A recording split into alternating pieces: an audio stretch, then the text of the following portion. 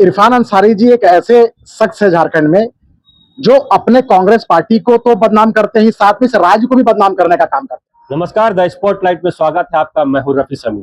झारखंड में जिस तरह से राज्यसभा चुनाव को लेकर के हम कह सकते हैं सत्ता पक्ष और विपक्ष के बीच आरोप प्रत्यारोप जमकर चल रहा है, इसी बीच झारखंड के हेल्थ मिनिस्टर इरफान अंसारी का एक बयान पूरी तरह से सुर्खियों में है।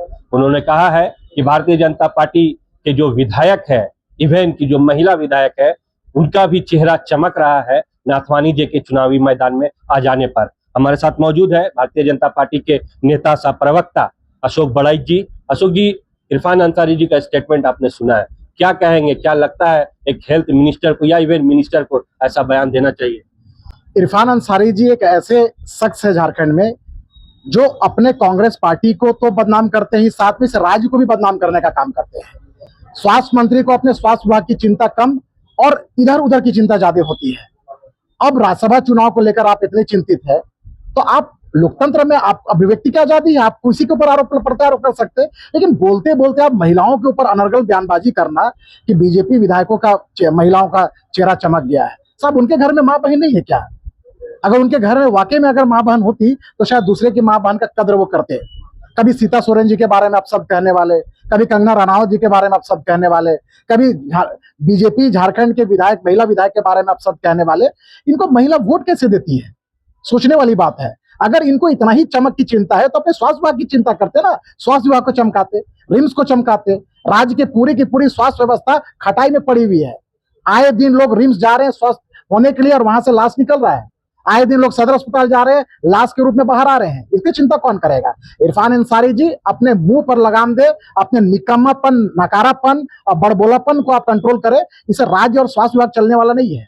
राज्य की जनता जानती है कि स्वास्थ्य विभाग नकारा है, स्वास्थ्य विभाग पूरी की पूरी खटाई में है, पूरी की पूरी चरमराई हुई है। इसका कोई एकमात्र कोई अगर शख्स है तो वो है इरफान अंसारी। पूरी राज्य के स्वास्थ्य विभाग को खटाई पे करने वाले व्यक्ति है। इसलिए बड़बोलापन छोड़ अपने काम पे ध्यान दे। राज्य की स्वास्थ्य व्यवस्था खटाई पर नहीं, अच्छे स्थिति में रहे। रिम्स की व्यवस्था ठीक हो, एमजीएम की व्यवस्था ठीक हो, राज्य की जितने सदर अस्पताल की व्यवस्था सही हो। रिम्स में दवाई की कमी है उसको पूरा करे, डॉक्टर की कमी है उसको पूरा करे, नर्स की कमी है उसको पूरा करे और उसकी व्यवस्था को ठीक ढंग से करे।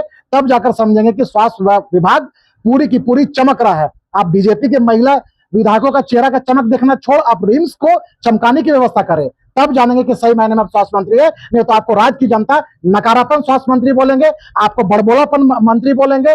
इसलिए आप इन सब चीजों से दूर होकर स्वास्थ्य विभाग की चिंता करें, बीजेपी की महिला विधायक का चिंता करना छोड़ के। क्या लगता है जिस तरह से आपने अभी जो फहरिस्त गिनवाया, वाकई में कंगना रनावत पर भी उनका एक टिप्पणी आया था, अभी भी टिप्पणी आया, तो महिला पर ही ज्यादा टिप्पणी उनका रहता है, ऐसा क्यों?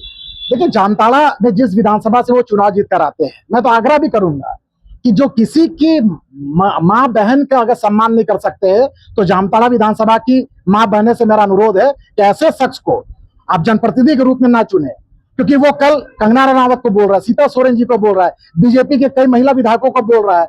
आए दिन वो महिला विधायकों के बारे में, महिला नेत्री के बारे में, महिला अभिनेत्री के बारे में अनाप शनाप बोलते रहते हैं। कल के डेट में जामताड़ा के महिला मतदाताओं के बारे में बोलेंगे। इसलिए मेरा आग्रह होगा जामताड़ा के महिला मतदाताओं से कि ऐसे ऐसे नकारापन, ऐसे ऐसे महिला विरोधी चेहरे को चुने और उसको तमाचा मारने का काम करे अपने वोट की चोट से। उनको जनप्रतिनिधि ना बनाए, क्योंकि ऐसे ऐसे लोग समाज के लिए घातक है, समाज के लिए हानिकारक है। एक तरफ आपने कहा वाकई में कि रिम्स को सुदूर करें, बेहतर करें, रिम्स 2 का निर्माण हो रहा है, उनका ही आरोप है कि विपक्ष इस पर राजनीति कर रही है। शिबू सोरेन जी जब वो जिंदा थे, गुरुजी, आदरणीय गुरुजी, अपने आप को हेमंत सोरेन जी को राम और अपने को लक्ष्मण मानते थे, तो दशरथ रूपी गुरुजी शिबू सोरेन वो नगरी के उस रिम्स 2 वाले जमीन पर जाकर कहा था कि गुरुजी के शिबू सोरेन के रहते यहाँ पर कोई आदिवासी मूलवासी विस्थापित नहीं हो सकता है। तो क्या हम इरफान अंसारी जैसे लक्ष्मण से पूछना चाहते हैं, आप दशरथ के बातों को भूल गए? गुरुजी ने कहा था कि वहां कोई आदिवासी मूलवासी उस नगरी 2 के जमीन से विस्थापित नहीं होगा। तो आप गुरुजी के आत्मा वो कहीं पर होगी, वो रो रहेगी आपकी इस पीड़ा से, आपकी इस बातों से उनको पीड़ा महसूस हो रही है। इसलिए आप ये भूल जाइए कि आप राम के रूप में आप हेमंत सोरेन जी को मानते और अपने आप को लक्ष्मण मानते हैं, हनुमान मानते हैं, और आप दशरथ रूपी जो शिबू सोरेन गुरुजी की जो भावना है उसका भावना को आप हत्या करने का काम कर रहे हैं, सिर्फ इसलिए कि अपने बिचौलियों को नगरी और कांके के क्षेत्र में उनकी जमीन के मूल्य बढ़े, वहां पर होटल खुले, रिसोर्ट खुले, रेस्टोरेंट खुले, अपने बिचौलिए दलालों को वहां जमीन खरीदवा दी है। इसलिए आप जबरदस्ती आदिवासी को वहां पर आतंकवादी गुरवादी के जैसा उसको वहां पर पुलिस फोर्स लगाकर उसको मारने पीटने का काम कर रहे हैं, जबरदस्ती जमीन अधिग्रहण करने का काम कर रहे हैं। साहब इसी के लिए जल जंगल जमीन का नारा देकर आप लोग सत्ता में आए थे। आपने तो वादा किया था कि हमारी सरकार आएगी, जेएमएम कांग्रेस की सरकार आएगी तो यहाँ के आदिवासी मूलवासियों का हक अधिकार हुकुम को रक्षा की जाएगी, जल जंगल जमीन की रक्षा की जाएगी। आप सरकार में जैसा है, आप तो आदिवासी मूलवासी की आप भावना का हत्या करने का काम कर रहे हैं, उनके जमीन जबरदस्ती छीनने का काम कर रहे हैं। साहब आप खेती योग्य जमीन को अधिग्रहण करके आप कंक्रीट का जाल बिछाएंगे और वो आदिवासी मूलवासी परिवार बेचारा विस्थापित हो जाएगा। आप यही चाहते हैं क्या? इसी दिन की सरकार बनी थी। अरे आपको बनाना ही था तो थोड़ा सा पिठोरिया तरफ आगे बढ़ जाते, वहां पर आपको एक से एक बंजर भूमि मिलता।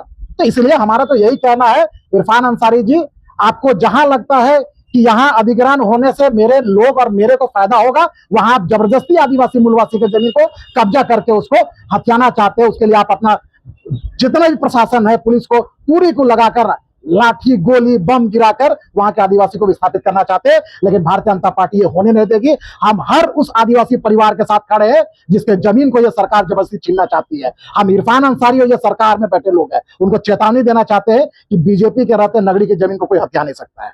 बहुत बहुत धन्यवाद।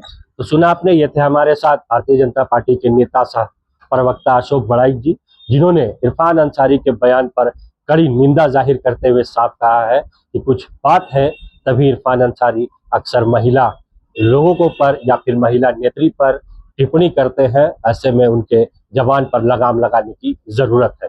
साथ ही साथ रिम्स 2 को लेकर भी कड़ी चेतावनी दिया है और साफ कहा है कि किसी भी कीमत में रिम्स 2 का निर्माण नगरी में नहीं होने दिया जाएगा। देखने वाली बात होगी इरफान अंसारी के जबान पर लगाम लग पाती है या नहीं, या फिर रिम्स 2 का निर्माण होता है या नहीं। सहयोगी संतोष के साथ रफी समी।